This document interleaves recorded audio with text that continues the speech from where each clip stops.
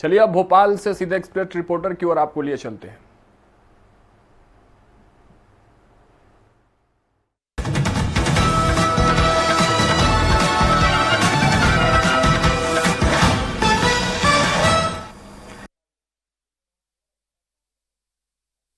मुख्यमंत्री डॉक्टर मोहन यादव की अध्यक्षता में आज कैबिनेट की बैठक हुई, जिसमें कई अहम फैसलों पर मंजूरी दे दी गई। मध्य प्रदेश के मुख्यमंत्री डॉक्टर मोहन यादव की अध्यक्षता में आज वल्लभ भवन में कैबिनेट की अहम बैठक हुई। इस मीटिंग में कई अहम फैसलों पर मोहर लगी। अब एमपी के लोक परिवहन नीति में बड़ा बदलाव कर दिया गया है। मुख्यमंत्री सुगम परिवहन सेवा के नाम से पीपीपी मोड पर अब प्रदेश में बसें संचालित की जाएंगी। मालूम हो कि दिग्विजय सिंह सरकार ने परिवहन सेवा को बंद कर दिया था, इससे काफी नुकसान भी हुआ था। इसके साथ ही कैबिनेट की बैठक में किसानों के लिए भी अहम फैसला लिया गया है। सरकार ने गेहूं खरीदी का समर्थन मूल्य 2600 रुपए प्रति क्विंटल तय किया है। मंत्री कैलाश विजयवर्गीय ने प्रेस कॉन्फ्रेंस के दौरान कैबिनेट के फैसलों की जानकारी दी। राज्य सरकार ने महिला सशक्तिकरण, किसान शिक्षा और परिवहन कर्मचारियों के भत्तों में भी बदलाव किया है। एक्सप्रेस रिपोर्टर के लिए भोपाल से कुमार संदीप। सीएम डॉक्टर मोहन यादव की बड़ी घोषणा, सीएम राइज स्कूल का बदला नाम, अब भगवान श्री कृष्ण के गुरु ऋषि संदीपनी के नाम से जाने जाएंगे सीएम राइज स्कूल। मुख्यमंत्री डॉक्टर मोहन यादव ने एक बड़ी घोषणा की है। इस घोषणा के साथ साथ मुख्यमंत्री डॉक्टर मोहन यादव ने पूर्व मुख्यमंत्री शिवराज सिंह चौहान के एक बड़े फैसले को बदल दिया है। मुख्यमंत्री डॉक्टर मोहन यादव ने सीएम राइज स्कूलों का नाम बदल दिया है। उन्होंने अब नया नाम भगवान श्री कृष्ण के गुरु संदीपनी के नाम से कर दिया है। यानी अब जो सीएम राइज स्कूल है मध्य प्रदेश में, उन्हें संदीपनी ऋषि के नाम से जाना जाएगा। मुख्यमंत्री डॉक्टर मोहन यादव ने नामकरण करते हुए कहा कि इस तरह के नाम अंग्रेजी और अंग्रेजी संस्कृति की याद दिलाते हैं और यही कारण है कि उनके मन में लंबे समय से चल रहा था कि ये नाम बदला जाना चाहिए।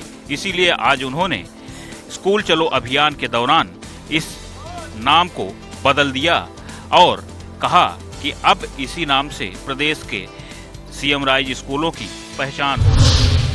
स्कूल का नाम बदलते हुए मुख्यमंत्री डॉक्टर मोहन यादव ने कहा कि अंग्रेजी से नाम और अंग्रेजी संस्कृति को अपनाना ठीक नहीं है और यही कारण है कि उन्होंने सीएम राइज स्कूल का नाम बदलते हुए गुरु संदीपनी स्कूल कर दिया है और अब संदीपनी ऋषि के नाम से सीएम राइज स्कूल जाने जाएंगे। भोपाल से एक्सप्रेस रिपोर्टर के लिए संदीप मिश्रा। अज्ञात व्यक्ति के द्वारा भेजी गई अपने ही फोटो को क्लिक करने पर एक व्यक्ति के अकाउंट से 2,01,000 रुपए निकाल लिए गए। ठगी का शिकार व्यक्ति अब पुलिस के चक्कर लगा रहा है। जबलपुर निवासी प्रदीप जैन को एक अनजान व्यक्ति ने व्हाट्सएप पर उनकी ही फोटो भेजकर पूछा कि यदि वे इस व्यक्ति को जानते हैं तो फोटो क्लिक करें। जैसे ही प्रदीप जैन ने फोटो को क्लिक किया, उनका फोन हैक कर लिया गया और कुछ देर बाद उनके बैंक अकाउंट से 2,01,000 रुपए ट्रांसफर किए जाने का मैसेज मिलते ही उन्हें ठगी का एहसास हो गया। उन्होंने अपने बैंक अकाउंट को ब्लॉक कर पुलिस के साइबर सेल में शिकायत दर्ज कराई है। साइबर ठग नई नई तकनीक के माध्यम से लोगों के साथ ठगी कर रहे हैं। ऐसे में सावधानी बेहद आवश्यक हो गई है। Arvind Dubey, express reporter, Jabalpur. भिंड जिले के पुलिस के कारनामे ऐसे हैं कि लोगों में तो भय रहता ही है। अब लोगों के साथ साथ पहलवानों में भी भिंड पुलिस का खौफ है। भिंड जिले में एक सोशल मीडिया पर वीडियो वायरल हो रहा है, जिसमें आप देख सकते हैं कि पुलिस वाले किस तरह एक पहलवान को धमकी देते नजर आ रहे हैं। अगर आप लगता है भिंड जिले में पुलिस का खौफ अब आम लोगों के बाद पहलवानों में भी हो रहा है, क्योंकि कल भिंड के मेले में दंगल का आयोजन था, जहां एक पहलवान को जब लोगों ने बोलने नहीं दिया तो पहलवान ने माइक फेंक दिया, जिसके बाद पुलिसकर्मियों ने पहलवानों को धमकाया। ये वाली बात है कि सोशल मीडिया पर वीडियो वायरल होने के बाद पुलिस के वरिष्ठ अधिकारी इन पुलिस वालों के खिलाफ क्या कार्रवाई करते हैं और पहलवान जो बाहर से आते हैं, मेले में दंगल में आते हैं, उनके साथ जब पुलिस ऐसा व्यवहार करेगी तो आने वाले समय में भिंड के दंगल में या भिंड के मेले में कोई सांस्कृतिक कार्यक्रम होते हैं, उनमें कौन आएगा। भिंड से एक्सप्रेस रिपोर्टर अमरकांत सिंह चौहान। आज लखनऊ के इकाना स्टेडियम में लखनऊ और पंजाब के बीच मुकाबला होगा, जिसके लिए पुलिस ने सुरक्षा के इंतजाम मुकम्मल कर लिए हैं। इंडियन प्रीमियर लीग 2025 के 13वें मुकाबले में आज लखनऊ सुपर जॉइंट्स का सामना पंजाब किंग्स से होगा। यह मैच लखनऊ के home ground Bharat Ratna Atal Bihari Vajpayee Ekana stadium में खेला जाएगा। लखनऊ ने अब तक 2 मैच खेले हैं और 1 में जीत दर्ज की है। अपने पिछले मैच में ऋषभ पंत की कप्तानी वाली टीम ने सनराइजर्स हैदराबाद को हराया था। वहीं 18वें सीजन में अब तक 1 मैच खेलने वाली पंजाब ने गुजरात टाइम्स को 11 रन से मात दी थी। ऐसे में अब श्रेयांश अय्यर और ऋषभ पंत की कोशिश जीत की पटरी पर बने रहने की होगी। लखनऊ का इकाना स्टेडियम बेहद स्लो पिच मानी जाती है। हालांकि एलएसजी का होम ग्राउंड है।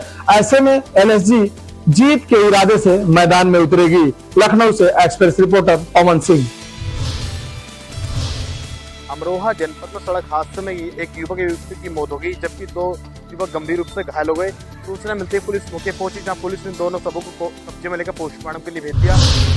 अमरोहा जनपद के बछेड़ी थाना क्षेत्र के महमूदपुर पट्टी गाँव निवासी संजू, उनकी परिचित युवती धनौरा के कटरा मोहल्ला निवासी संजय भी ब्रजेश किसी काम से गजरोला आ रहे थे। सभी लोग कार में सवार थे। कार धनौरा गजरोला मार्ग पर जोगीपुरा गांव के निकट पहुंची। उसके आगे कैंटर चल रहा था। बताया जा रहा है कि कार कैंटर में घुस गई, जिससे संजू भी युवती की मौके पर मौत हो गई। अजय ब्रजेश घायल हो गए। सूचना मिलते ही पुलिस मौके पहुंची, जहां पुलिस ने दोनों शवों को पोस्टमार्टम के लिए भेज दिया और घायलों को निजी अस्पताल में भर्ती कराया। पूरे मामले में कोतवाल संप्रताप ने बताया कि हादसे में 2 लोगों की मौत हुई है और दोनों शवों को पोस्टमार्टम के लिए भेज दिया। वैधानिक कार्रवाई की जा रही है। बछरायू थाना क्षेत्र के महमूदपुर पट्टी निवासी संजू और एक युवती और इसके अलावा 2 युवक कार में सवार होकर कहीं जा रहे थे, जहां कंटेनर से उनकी कार टकरा गई।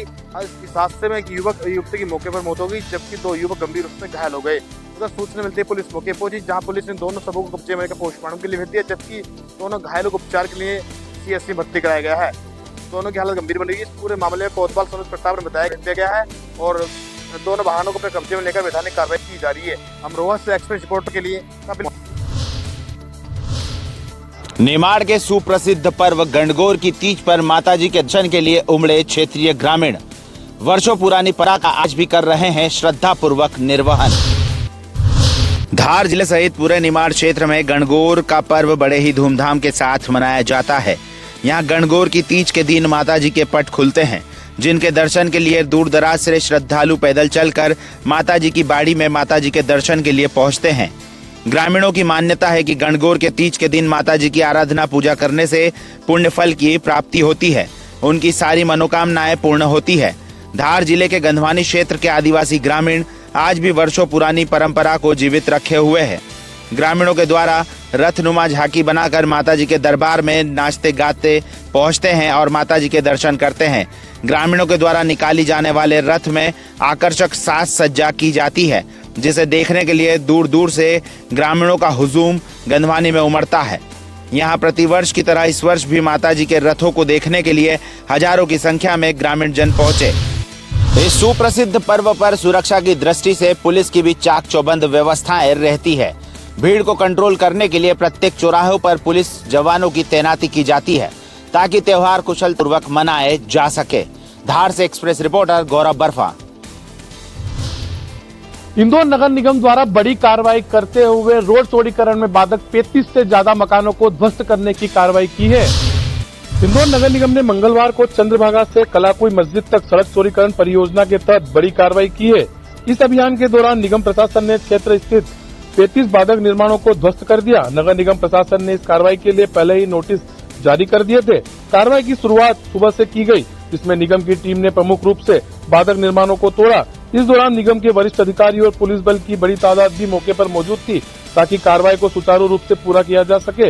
यह सड़क चौड़ीकरण परियोजना 18 मीटर चौड़ी सड़क बनाने की योजना के तहत चल रही है। इसके लिए लंबे समय से बाधक निर्माणों को हटाने की प्रक्रिया चल रही थी।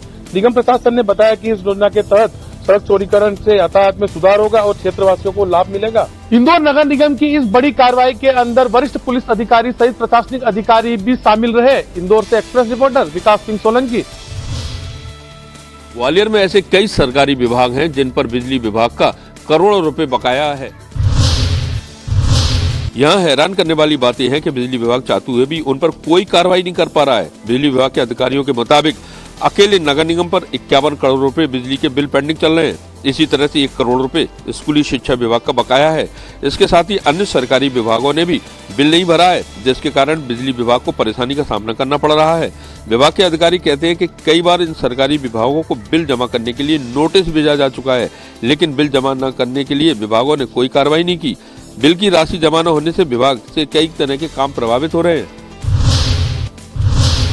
खास बात यह है कि प्रदेश के ऊर्जा मंत्री ग्वालियर जिले से आते हैं, उसके बाद भी सरकारी विभागों पर बिजली विभाग का करोड़ों रुपए बिल बकाया है, जो जमा नहीं हो पा रहा। ग्वालियर से एक्सप्रेस रिपोर्टर विनोद शर्मा। बड़वानी जिले में आयोजित हुआ तकत कार्यक्रम। युवाओं ने महिलाओं के भेष में किया डांस। हजारों की संख्या में शामिल हुए ग्रामीण। गणगौर पर्व पर जहां निमाड़ भर में इसे धूमधाम से मनाया जाता है, वहीं बड़वानी जिले के मंडवाड़ा में इस दिन तकत का आयोजन भी किया जाता है, जिसमें महिलाओं के भेष में युवा चलते ट्रैक्टर ट्राली पर स्टेज बनाकर डांस करते हैं, जिन्हें देखने ग्रामीण क्षेत्रों से सहित दूर दूर से हजारों की संख्या में लोग मंडवाड़ा आते हैं। इसमें अलग अलग गाँवों से आई टीम अपनी प्रस्तुतियां देती है।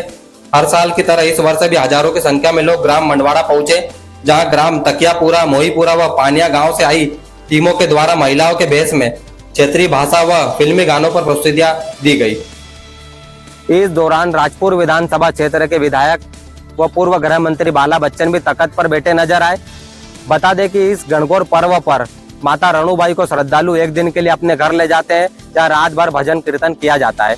वहीं दूसरे दिन मान मन्नत वाले लोग भी माता को घर रोकते हैं, जिन्हें तीसरे दिन गणगौर घाट पर विसर्जित किया जाता है। बड़वानी से स्वराज एक्सप्रेस के लिए अतुल कुमावत। केंद्रीय गृह मंत्री अमित शाह एक बार फिर छत्तीसगढ़ के दौरे पर आ रहे हैं। इस दौरान वे नक्सलवाद को लेकर समीक्षा भी करेंगे। वहीं नक्सलवाद को लेकर अब आरोप प्रत्यारोप का दौर भी शुरू हो गया। नक्सली खात्मे को लेकर काउंटडाउन शुरू हो गया है। इसके लिए सरकार के पास अब सिर्फ 364 दिन का समय बाकी है। इसी वादे को पूरा करने खुद केंद्रीय गृह मंत्री अमित शाह छत्तीसगढ़ दौरे पर आ रहे हैं। इससे पहले प्रदेश में नक्सलवाद को बढ़ावा देने के आरोप एक दूसरे पर राजनीतिक दल लगा रहे हैं। दरअसल प्रधानमंत्री नरेंद्र मोदी 30 तारीख को बिलासपुर दौरे पर थे। इस दौरान उन्होंने कांग्रेस पर जमकर हमला बोला और उन्होंने कहा कि कांग्रेस की नीतियों के कारण छत्तीसगढ़ और अन्य राज्यों में दशकों तक नक्सलवाद को बढ़ावा मिला। वहीं कांग्रेस इस पर पलटवार कर रहे हैं। कांग्रेस और भाजपा के एक दूसरे पर आरोप प्रत्यारोप के बीच अब देखना होगा कि मार्च 2026 तक क्या नक्सलवाद का खात्मा हो पाएगा। रायपुर से एक्सप्रेस रिपोर्टर दिलीप साहू। केंद्रीय गृह मंत्री अमित शाह एक बार फिर छत्तीसगढ़ के दौरे पर आ रहे हैं।